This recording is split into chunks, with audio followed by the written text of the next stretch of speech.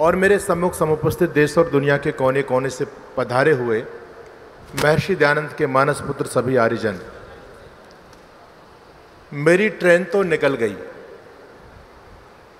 जिस ट्रेन में मुझे चढ़ना था,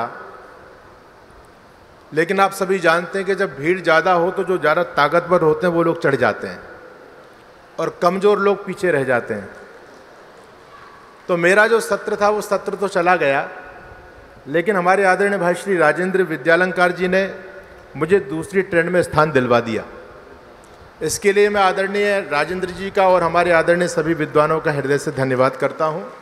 आप सभी को प्रणाम करता हूँ। बहुत थोड़ा सा समय है और आज का वेद सम्मेलन है। मैं कुछ बात आपके बीच में रखना चाहता हूँ, बाकी हमारे मर्मज्ञ विद्वान आप लोगों के बीच में हैं, उनको आप सभी सुनेंगे। हम सभी बोलते हैं भारत माता की जय, मेरा भारत महान। तो मेरा भारत महान क्यों है? क्या अमेरिका महान नहीं है? क्या जापान महान नहीं है? क्या रूस महान नहीं है? भारत ही महान क्यों है? क्या अमेरिका में सूर्य अपनी किरणें नहीं बिखेरता है? क्या जापान के अंदर नदियां अपनी जल दे करके वहां की प्यास को शांत नहीं करती हैं? क्या यूरोप के अंदर चंद्रमा नहीं निकलता है? क्या अमेरिका के अंदर फसलें पैदा नहीं होती हैं? ये सब कुछ यहां भी होता है और वहां भी होता है, लेकिन फिर भी हम लोग कहते हैं कि मेरा भारत महान। उसका कारण, उसका सबसे बड़ा कारण ये है कि भारत भूमि इसलिए महान है, ये मेरे देश की माटी इसलिए सौभाग्यवती है कि इस धरती के अंदर बड़े बड़े महापुरुष जन्म लेते हैं। अब यहां पर भी दूसरा प्रश्न खड़ा हुआ है, क्या महापुरुष केवल भारत की धरती पर ही जन्म लेते हैं? अन्य देशों में महापुरुष पैदा नहीं हुए? बंधुओं, महापुरुष तो सब जगह जन्म लेते हैं, लेकिन मेरे देश की माटी में जो महापुरुष पुष्पित और पल्लवित हुए हैं, उन्होंने मानवता के उन कीर्तिमानों को छुआ है। उन्होंने जो चरमोत्कर्ष को प्राप्त हुआ है वो दुनिया में कोई प्राप्त नहीं कर सका। ये सच्चाई है। इस दुनिया में भाई तो बहुत हुए, लेकिन जब भाइयों की चर्चा होती है कहीं, तो भरत जैसा भाई कहीं नजर नहीं आता है। इस दुनिया में नदियां तो बहुत हैं, लेकिन जब नदियों की चर्चा होती है तो दुनिया में गंगा जैसी कोई नदी पवित्र नजर नहीं आती है। इस दुनिया में दानी तो बहुत हुए, लेकिन जब दानियों की चर्चा होती है तो दुनिया में भामाशाह जैसा कोई दानी नजर नहीं आता है। और इस धरती पर राजा तो बहुत हुए, लेकिन जब राजाओं की चर्चा होती है तो मर्यादा पुरुषोत्तम भगवान श्री राम जैसा कहीं राजा नजर नहीं आता है। हम आज भी भगवान श्री राम के राम राज्य की बात करते हैं। और इस दुनिया में संत महापुरुष ऋषि महर्षि तो बहुत हुए, लेकिन महर्षि दयानंद सरस्वती जैसा कोई ऋषि नजर नहीं आता है। हम सभी सौभाग्यशाली हैं कि हम उस ऋषि को अपना आचार्य मानते हैं। हम सभी उनके पद चिन्हों पर चल रहे हैं। और इस बात को मैं इसलिए कहना चाहता हूं कि आज हम सनातनी लोगों के पास में जो कुछ गर्व करने की चीज है, आप लोग कवियों के द्वारा सुनते हैं कि सदियों रहा है दुश्मन दौरे जहां हमारा। क्या बात है कि हस्ती मिटती नहीं हमारी।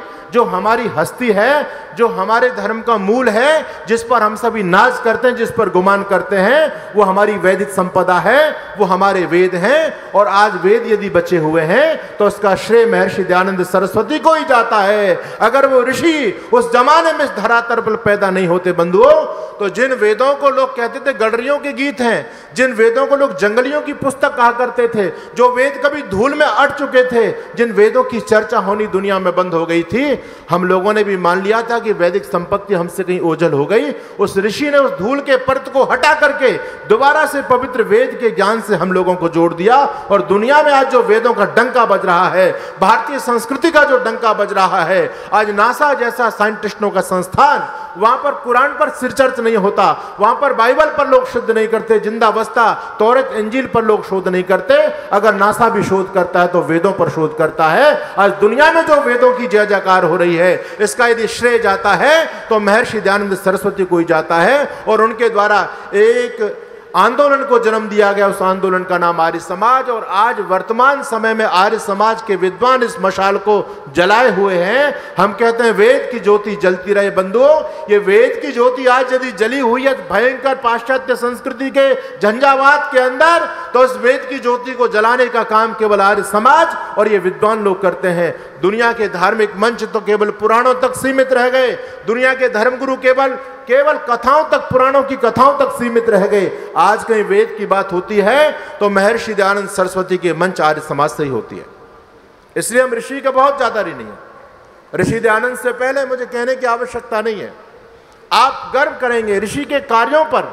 मैं बोलूं तो बोलने का समय बहुत कम है, लेकिन आज का जो वेद सम्मेलन है, मैं कहना चाहता हूं, जिन वेदों को कभी अपौरुषेय कहते थे, जिन वेदों को कभी ईश्वर की वाणी कहा करते थे, जिन वेदों को हम भगवान का बड़ा पवित्र नॉलेज, बड़ा पवित्र ज्ञान मानते थे, बंधुओं, कालांतर में इन्हीं वेदों के अंदर लोगों ने जब इनके अर्थ का अनर्थ किया, तो विदेशी लोग इन वेदों के अश्लील और गंदे अतार्किक अर्थ को पढ़ करके वेदों के बारे में लोग कहने लग गए कि वेद तो जंगलियों की पुस्तक हैं। और कहें भी क्यों ना, आज भारत देश में बहुत बड़े बड़े वेद भाष्यकार हैं जिनके वेद भाष्य यूनिवर्सिटियों में पढ़ाए जाते हैं।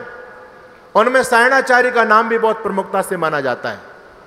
सायणाचार्य एक वेद भाष्य के अंदर लिखते हैं, और सायणाचार्य ने पूरी पौराणिक परंपरा वेदों के अंदर इतिहास को मानती रही है।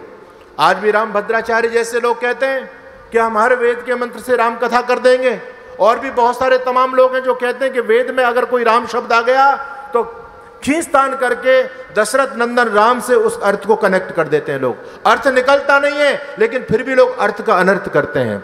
सायणाचार्य कहते हैं, एक वेद मंत्र की भूमिका बांधते हुए कहते हैं कि 3 ऋषि थे, एक का नाम था द्वित, एक का नाम त्रित, एक का नाम एकत। वो तीनों ऋषि जंगल में जा रहे थे, उनको प्यास लगी, कहीं पानी नहीं मिल रहा है। एक कुआं उनको नजर आया, कुएं के ऊपर बाल्टी और रस्सी रखी हुई थी। एकत ऋषि ने कुएं से पानी खींचा और दोनों ऋषि जो कुएं के नीचे थे उनको जल पिलाया, उनकी तृषा को तृप्त किया। जब ये एकत ऋषि अपने लिए कुएं से पानी खींचने लगे, तो जो बाहर दोनों ऋषि खड़े थे उन्होंने इस एकत ऋषि को कुएं में धकेल दिया, और वहां पर एक रथ का चक्र पड़ा हुआ था, उससे लेकर के कुएं के मुंह को बंद कर दिया, जिससे ये एकत ऋषि कुएं से बाहर न निकल जाए। अब वो एकत ऋषि कुएं के अंदर पड़ा हुआ अब भगवान से क्या प्रार्थना कर रहा है, ये प्रार्थना इस वेद मंत्र में की गई है। ऐसी ऐसी गप्पें जब लोगों ने वेद के साथ में जोड़ दी, तो विदेशी लोगों ने कहना शुरू कर दिया कि वेद तो जंगलियों की पुस्तक है, वेद तो गडरियों के गीत है। लेकिन बंधुओं, याद रखना, जिन वेदों को लोग जंगलियों की पुस्तक कहते थे, ऋषि दयानंद सरस्वती ने उन्हीं वेदों के मंत्र से दुनिया को विज्ञान दिया। ऋषि दयानंद सरस्वती ने कहा, वेद जंगलियों की पुस्तक नहीं, वेद सब सत्य विद्याओं की पुस्तक है। Every faculties of science are available in the Vedas. वेदों के अंदर साइंस के सारे सिद्धांत मूल रूप में विद्यमान हैं। वेद में कोई भूत प्रेत विद्या का कोई वर्णन नहीं है, वेद में कोई टोना टोटका की बात नहीं है, वेद में कोई इतिहास की बात नहीं है। वेद में है तो वो विशुद्ध ज्ञान है। वेद में ऐसा ज्ञान है जो परमपिता परमात्मा ने हमारे कल्याण के लिए, प्रभु ने जो हमको ज्ञान दिया है, उसी ज्ञान को वेद कहते हैं। और इसी ने डंके की चोट पर दुनिया के सामने इस बात को सिद्ध किया कि वेद में जो कह दिया, वेद में कोई कमी नहीं हो सकती, क्योंकि वेद अपौरुषेय है, वेद परमात्मा की वाणी है। बंधुओं, आप याद कीजिए उस दौर को जब वेदों को लोग जंगलियों की पुस्तक कह रहे थे। उस दौर में जब ऋषि ने वेद का भाष्य किया, तो ऋषि वेद के अंदर इलेक्ट्रिसिटी की बात करते हैं। जब दुनिया के लोग वेदों को गडरियों के गीत कहा करते थे, जब महर्षि ने उन्हीं वेद की ऋचाओं का भाष्य किया दुनिया के सामने, तो ऋषि ने एरोप्लेन विद्या का वर्णन वेद के अंदर से किया। दुनिया की आंखें फटी रह गई। लोग चिल्लाने लग गए कि दयानंद, तुम ऋषि परंपरा से हटकर के वेदों का अर्थ कर रहे हो। और आज भी ये पौराणिक लोग कहते हैं कि दयानंद का भाष्य तो मन माना है, दयानंद ने ऋषि परंपरा से हट करके वेद का भाष्य किया है। लेकिन उनको यह पता होना चाहिए, अगर ऋषि परंपरा के अनुकूल किसी का भाष्य प्राप्त होता है तो केवल महर्षि दयानंद का ही प्राप्त होता है। बाकी लोगों ने तो ऋषि परंपरा को तोड़ करके वेद के अर्थ का अनर्थ करके रख दिया। ऋषि न रुके, ऋषि न झुके। ऋषि ने बिल्कुल अपनी योग्यता के आधार पर और समाधि के आधार पर वेदों का जो भाष्य किया। आज हम लोगों, सनातनी लोगों के पास में सबसे अधिक वैज्ञानिक और सबसे अधिक तार्किक को वेद भाष्य प्राप्त है, तो बंधुओं महर्षि दयानंद सरस्वती का ही वेद भाष्य है। ऋषि ने वेदों का भाष्य किया, ऋषि ने वेदों में समस्त विद्याओं का वर्णन किया। और जब ये बात ऋषि दयानंद ने आज से 150 साल पहले कही तो लोगों को ये बात रास नहीं आई। लोग तो केवल वेदों को रोली चावल चढ़ाने के ग्रंथ समझते थे, केवल पूजा पाठ के ग्रंथ समझा करते थे। लेकिन जब ऋषि ने विज्ञान की बात कही तो लोगों को बात रास नहीं आई। ऋषि का लोगों ने विरोध किया, लेकिन ऋषि अनवरत रूप से अपने लक्ष्य पर आगे बढ़ते रहे और वेदों का पूरा भाष्य तो नहीं कर पाए, लेकिन जितना भाष्य किया वो अपने आप में अद्वितीय है। बंधुओं, मैं कहना चाहता हूं, ऋषि ने आज से 150 साल पहले कहा वेद सब सत्य विद्याओं की पुस्तक है, वेद में विज्ञान है। आज से लगभग 3 साल पहले भारत ने चंद्रयान भेजा और जब चंद्रयान अपनी कक्षा में स्थापित हुआ तो अंतरिक्ष विज्ञान के जो सबसे बड़े वैज्ञानिक थे डॉक्टर C.S. सोमनाथ, जब अंतरिक्ष में उनका यह सफल परीक्षण हो गया तो इस बात को पहली बार किसी वैज्ञानिक ने इस बात को स्वीकार किया।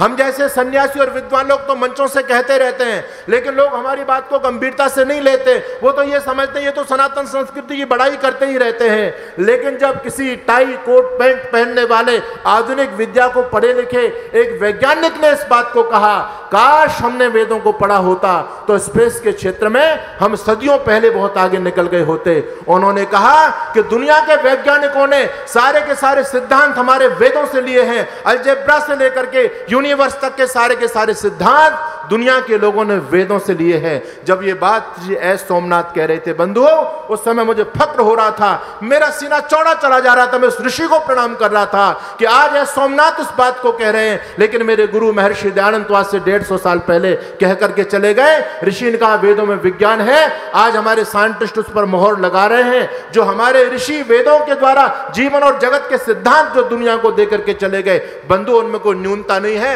ये साइंटिस्ट लोग खोजते चले जाएंगे वेद और विज्ञान में। वेद ही सत्य है, विज्ञान के सिद्धांत तो बदलते रहते हैं, लेकिन वेद का कोई सिद्धांत नहीं बदलता और सारा का सारा वेद का ज्ञान ही विज्ञान है। विज्ञान और वेद में कोई फर्क नहीं है, विज्ञान भी वेद से निकला है, वेद की एक शाखा है। तो मैं ज्यादा समय ना लेते हुए, क्योंकि अशोक जी आ चुके हैं, मैं आपका भी धन्यवाद करता हूं। फिर कभी समय मिलेगा तो आपके सामने अपनी चर्चा करेंगे। आपने मुझे जो समय दिया उसके लिए आप सभी का धन्यवाद। ओम शम।